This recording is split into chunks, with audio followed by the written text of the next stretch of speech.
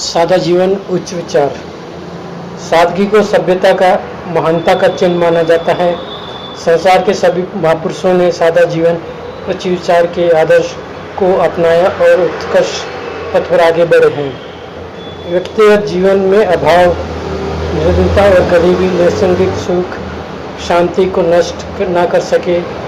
इसलिए ज़रूरी है कि जब हम आवश्यकता उतनी ही रखें जितनी सीमित आय में पूरा किया जा सके। सादगी का सिद्धांत न केवल व्यक्तिगत जीवन में उपयोगी है वरन सामाजिक सुव्यवस्था के लिए भी बहुत महत्वपूर्ण है।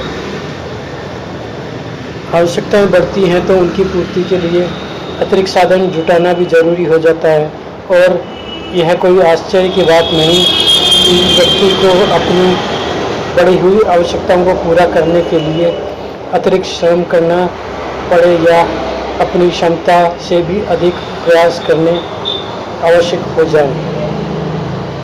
आवश्यकताएं जब बढ़ने शुरू हो जाती हैं तो वे किसी भी सीमा पर रुक नहीं सकती। यह भी जरूरी और वह भी जरूरी वाली स्थिति धीरे धीरे बनने लगती है और वास्तविकता का लक्षण ज्ञान न होने पर उन अंकुश भी नहीं लग पाता। मनोरथों का कोई पारावार जो नहीं है। वस्तुतः आवश्यकताएं उत्पन्न होती ही मनोरथ से है। मन कभी इस चीज़ को जरूरी बताता है तो कभी उस चीज़ को। एक के पूरी होते ही दूसरी और नई ज़रूरतें उत्पन्न हो जाती हैं। इसलिए मनुष्यों ने कहा है कि मनोरथों की कोई अंतिम सीमा नहीं है और इसी प्रकार उनसे जनित आवश्यकताओं की भी नहीं।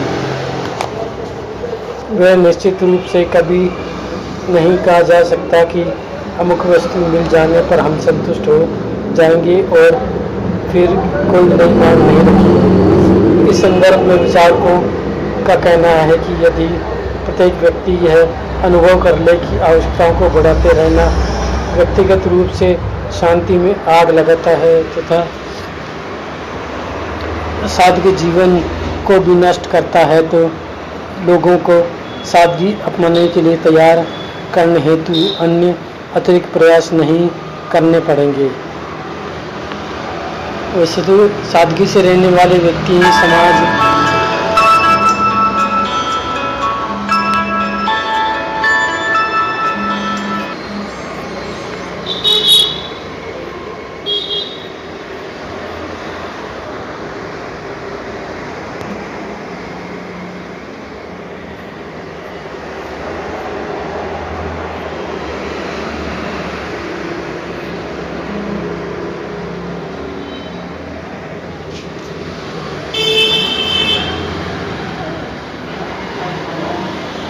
महामना मालवीय, गांधी, विनोबा, जमनालाल बजाज, सरदार पटेल, राम मनोहर लोहिया, जयप्रकाश नारायण जैसे कितने ही भारतीय पुरुषों ने अपने जीवन में सादगी का समावेश करके बचे हुए श्रम और समय मनयोग से राष्ट्र की महत्ता और असंकीर्ण सेवा की।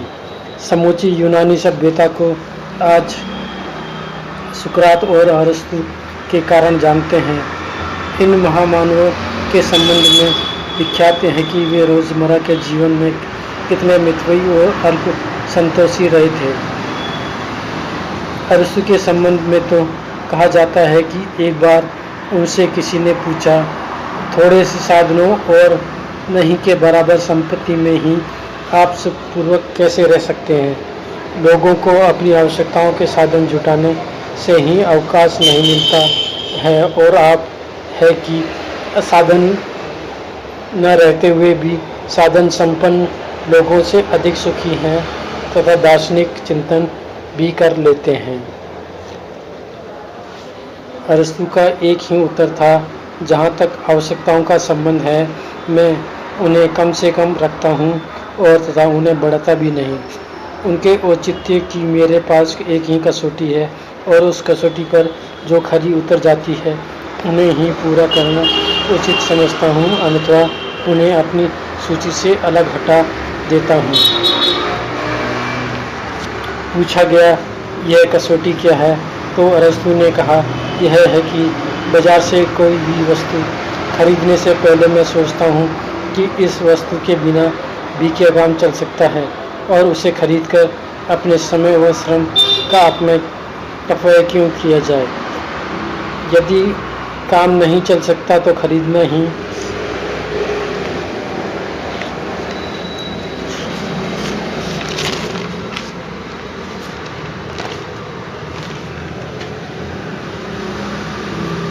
चाहिए। इस सिद्धांत के अनुसार चलने के कारण मैं चिंतन और साहित्य में अधिक से अधिक समय लगाता हूँ तथा मानवता की सेवा कर सकता हूँ।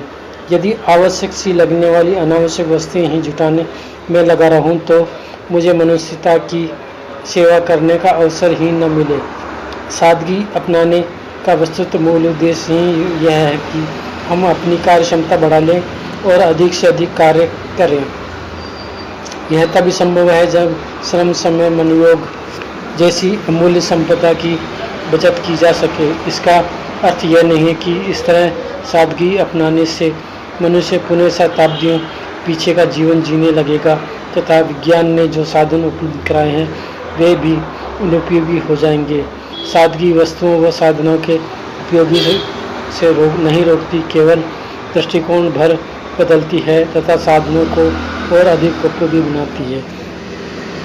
धन्यवाद।